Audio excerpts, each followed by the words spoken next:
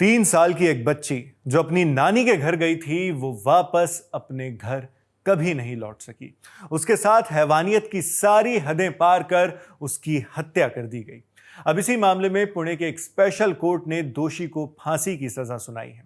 अदालत ने इस मामले को रेयरेस्ट ऑफ द रेयर श्रेणी का मामला माना है। इंडिया टुडे से जुड़े पत्रकार इसरार चिश्ती की रिपोर्ट के मुताबिक पुणे के स्पेशल पॉक्सो कोर्ट ने 65 साल के भीमराव कांबले को 3 साल की बच्ची की किडनैपिंग, रेप और मर्डर के मामले में मौत की सजा सुनाई है। यह मामला 1 मई का है।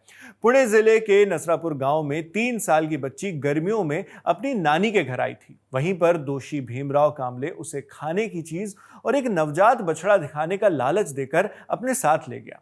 इसके बाद बच्ची को एक शेड में ले जाकर पहले उसने बच्ची का रेप किया और फिर उसकी हत्या कर दी। इस घटना के बाद पूरे महाराष्ट्र में भारी आक्रोश देखने को मिला। कई जगह विरोध प्रदर्शन हुए। पुलिस ने जांच तेज की और महज 15 दिनों के ही अंदर चार्जशीट दाखिल कर दी गई।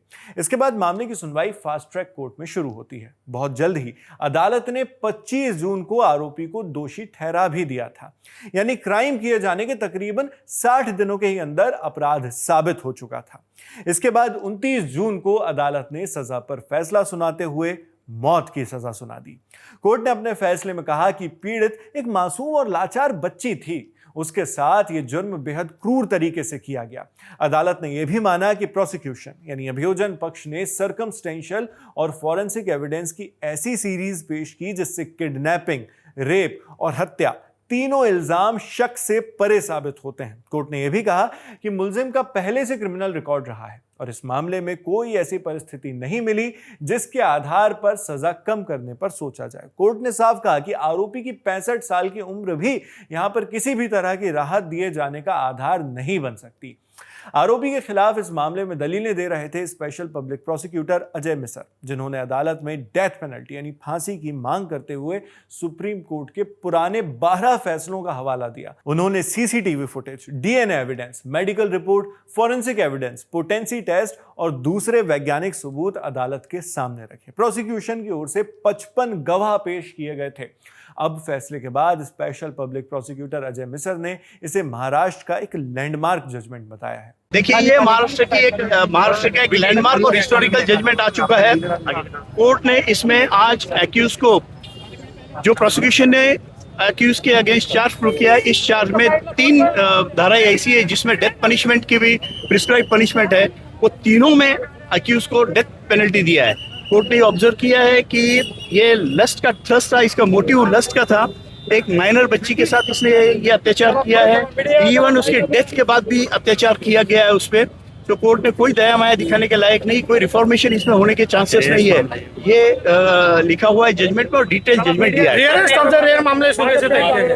छोटी बच्ची है, 3 साल की बच्ची है, हेल्पलेस थी और ब्रूटली ये सब असॉल्ट किया। 39 मिनट्स इसने ये बच्ची पे अत्याचार किया है। उस पर टोटल 18 इंजुरीज थी। इवन उसके डेथ के बाद भी उसके साथ अत्याचार हुआ। ये कोर्ट ने मोटे मोटे तौर पे कही कि आप यहां अजय मिसर ने एक बार और दोहराया कि यह किस क्रूरता से भरा अपराध था और कोर्ट ने आरोपी को किन अपराधों का दोषी माना है।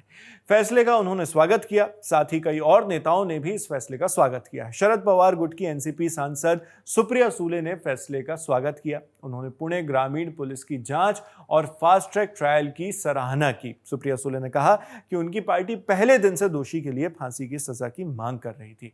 उन्होंने मुख्यमंत्री का भी धन्यवाद दिया कि मामले को फास्ट ट्रैक कोर्ट में चलाया गया। साथ ही उन्होंने यह भी कहा कि उनकी व्यक्तिगत मांग है कि दोषी को जल्द से जल्द सजा दी जाए ताकि समाज में कड़ा संदेश जाए। हालांकि सजा कब और कैसे लागू होगी इसका फैसला कानून में तय प्रक्रिया के मुताबिक ही होना है। उधर शिवसेना यूबीटी के अध्यक्ष उद्धव ठाकरे ने भी कोर्ट के इस फैसले पर प्रतिक्रिया दी है। उनका असल रिएक्शन मराठी में था, जिसे हम एआई टेक्नोलॉजी की मदद से आपके लिए हिंदी में सुनवा रहे हैं। सुनिए।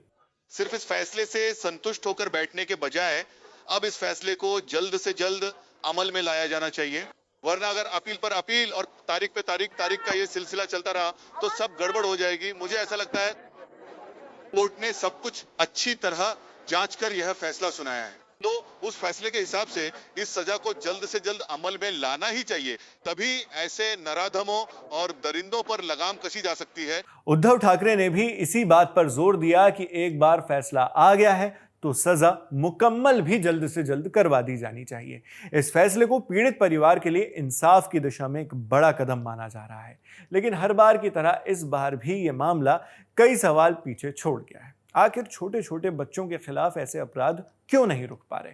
क्या सिर्फ कड़ी सजा ही इसका समाधान है, या फिर बच्चों की सुरक्षा को लेकर समाज और व्यवस्था दोनों स्तर पर कई और गंभीर बदलावों की जरूरत है? आप बताइए, आप इस पर क्या सोचते हैं? मैं हूं शेख नावेद, देखते रहिए लल्लन टॉप।